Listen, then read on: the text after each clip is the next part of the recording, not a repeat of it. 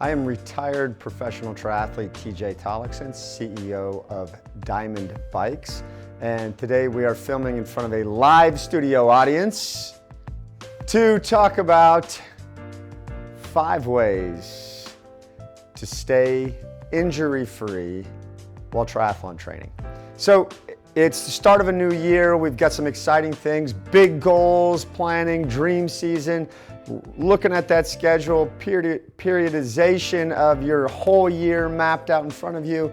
You're looking at this saying, oh man, I've got great goals for this next year. And I'm here to tell you the best path to success is to try to avoid injury at all costs.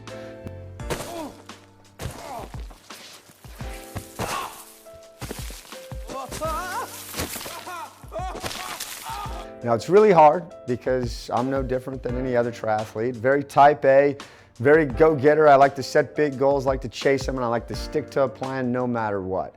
Well, I'm gonna talk about my 5 ways, my sage advice from a 17-year pro into how to stay injury-free while you're training. And my first tip has to do with the terrible twos. The terrible twos. Too soon, too much, too fast. So if you can avoid the terrible twos, you can stay relatively injury-free. Now there is a giant myth out there that has some truth in it, but for the most part needs to be dispelled a little bit. Now that myth is the 10% rule. So you've probably heard this, that you should never increase your volume in any one sport by more than 10% than you did the week before. Well, that's great, but let's say you started out off the couch at half a mile of running a week, and then you added 10% to that. Well, then at 0.55 miles, it's gonna take you a super long time to even run 2 miles. Well, that's not good. I will dispel this myth right here. So if you are running less than 5 miles a week, the maximum amount you should jump up would be 50%. So 50%, 7.5 miles, right? If you're somewhere between 6 and 10 miles, you can probably jump all the way up to 35% of that. So if you were doing 10 miles in a week, could you jump up to 13.5 and stay injury-free? Yes, I believe so. If you're somewhere between 11 and 20 miles, we could probably jump into a stage of 25%. So if you're at 20 miles, 25% of that would be all the way up to 25 miles the next week, and you're probably not gonna get hurt. If you're in the range then between 21 and 30, you can probably jump 20%.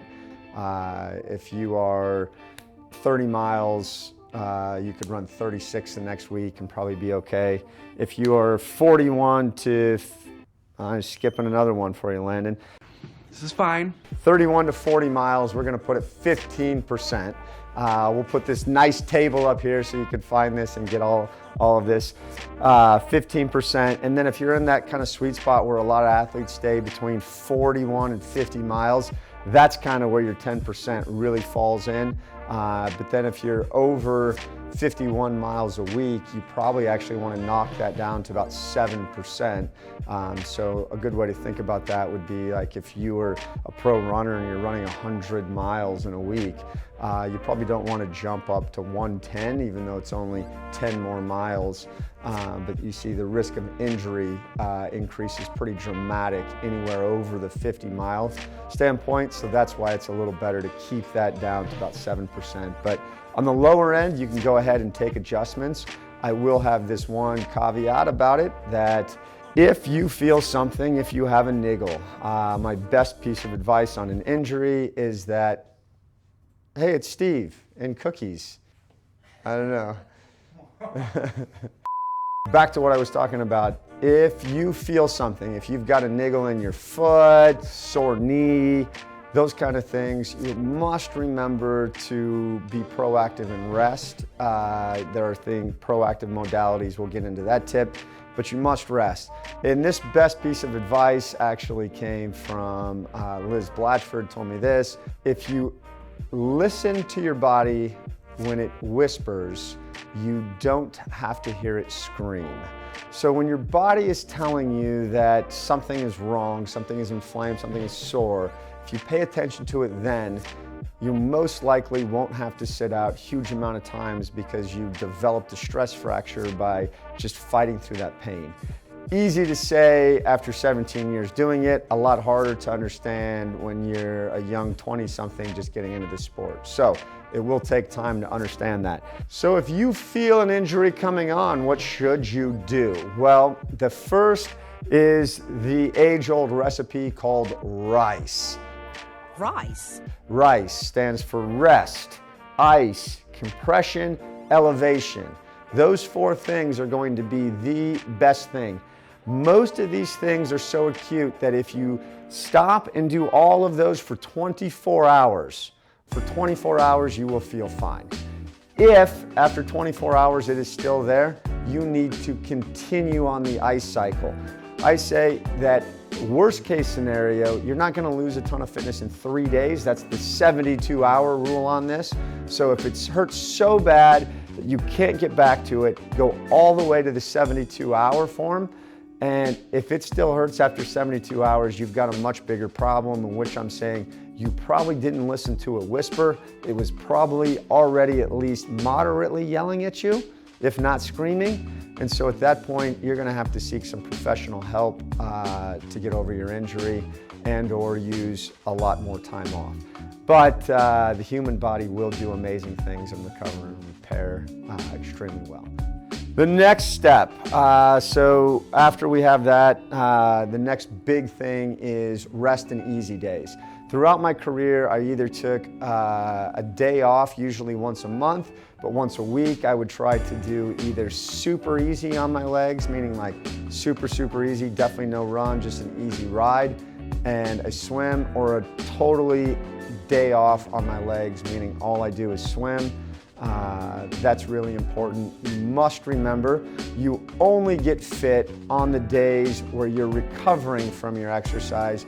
You don't actually get fit from the work you're doing immediately. So go out and smash a hard session, a hard bike, do your Tabata intervals. It's not actually making you fit right then. It is making you fit once you recover from that training session. So the next thing, prehab. I actually have a former Dimond customer, Chris Johnson, who's a physical therapist. He's got a great Instagram feed where he talks about prehab, exercise strengths, does some YouTube videos, great stuff to look at to help you avoid injury, and also if you have specific problems. So he talks about things like, if you have tight hip flexors, what kind of exercises should you do? So I highly recommend prehab strength training routines because they can really help you stay injury-free. But I also encourage you to use the guidance of a professional. Don't try this at home. But doing prehab, you have to remember, an ounce of prevention is worth a pound of cure, right? So if you can prevent that in the first place by doing some core prehab training, you'll be much better off. My next, number 4, is actually all to do with recovery modalities. So let's talk about all the recovery modalities that I was involved in my time in the sport. We'll start with one of the biggest ones, which I believe is just stretching, dynamic stretching and warm up. We spend all this time tightening our muscles through exercise. You need to spend more time lengthening your muscles. That's a huge step in preventing injury. Pairs really well with that is body work, whether it's massage, chiropractic care. For a super long time, I was involved in weekly rolfing sessions. If you don't know what rolfing is, it's actually super painful fascia stretching. So they try to vertically align your body by stretching the fascia, and fascia is the connective tissue between your muscles. It is very painful, but it is very effective. I also had a hydrotherapy cold plunge in my house. I still have it. Coach, I'm in, I got it. It's a really great exercise. It helps take out immediate inflammation from training. And one of the largest benefits is when you are training in super hot temperatures, you jump in there and your recovery is jump started. Very exhilarating feeling, but super helpful. Obviously, I was also a huge fan of Normatec lymphedema compression boots. So again, it's just a blood pump from bottom of your feet all the way up your legs. Very helpful for blood circulation. It is like a mini massage. So self-massage is going to be the next one that I talk about. So the Hyper Ice brands, Hypervolts, any of those devices that you can use on yourself to help increase blood flow, work out knots, tight spots in your muscles. All of that stuff really helps. Oh yeah, the other big one, Compex muscle stim. So I've had a lot of back problems in my career. I find the Compex or muscle stim machines are super helpful in working those out because it passively massages your muscles to increase blood flow without creating weakness, tiredness, or fatigue while you're doing it. So recovery modalities are super important and they're a great way to stay injury-free as you're training. The last one, number 5, this is a big one. We sell $10,000 bikes, we sell $20,000 bikes at Dimond, and I can't stress this enough. Huge mistake a lot of people make. They spend all this money on this awesome equipment and then they don't get a bike fit. So why is this important? Well, if you're on the wrong size bike, you're too stretched out, you're too compact, your elbows are too wide, too narrow. A litany of problems can arise simply by spending too much time in a very poor position on your bike. This is no joke. You're going to invest at least 1,000 hours training next year, and probably 50% of that is going to be on a bicycle. 500 hours on a bicycle is bound to cause some serious problems if you are not fit to the machine correctly. My top expert that I'm going to recommend in bike fitting is actually Jonathan Blyer at Acme Bicycle Company in Brooklyn, New York. Jonathan is versed in both the Guru and Retool fit methods. He kind of does it all. He is what I would consider one of the top 5 world experts on bike fits. That's high praise. Can you use your local bike fitter? Yes, absolutely. They also have certifications and education on how to do this, and so they will make an improvement in your overall comfort and performance and hopefully help you prevent some injuries.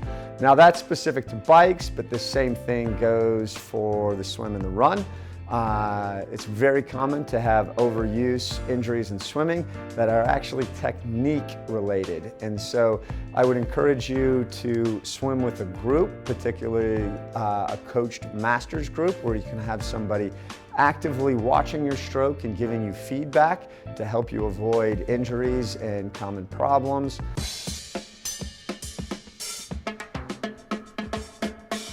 And then we're going to talk about running because the same thing happens. Like, just because you see the world record marathon runner racing and training in these awesome $250 carbon plate shoes does not mean that is the best shoe for you to buy and to go out and start running in. So my advice on that front is go to your local running store. I've got 3 that come to mind. We've got Fitness Sports here in town, which is awesome. Been around for forever. You can find the exact running shoe to meet the style of running that you have, your body weight, your body composition. They can fix a lot of common problems and help you avoid injuries. Fleet Feet is a national chain of specialty run retailers that also do an awesome job of doing an analysis on your run gait to help you find the right shoe. And then I've got a favorite in Arizona. Local Dimond legend, Dan Beaver, owns Cadence Running Company, and Dan would love to have you in the store to do the same type of analysis to find out what shoe you should be running in. Again, if you run 40 miles a week, over 50 weeks a year, that's 2,000 miles of running. And so you can imagine what it's going to do to your body if you're in the wrong shoe. Not only will your feet hurt, but probably your knees, your hips, your back. My back. Oh, my back. So take my advice and go see an expert to help you make these decisions. That's it. Those are my 5 tips to help keep you injury-free in the coming year. Best of luck training in 2022. You want to see any more content in these videos, let me know.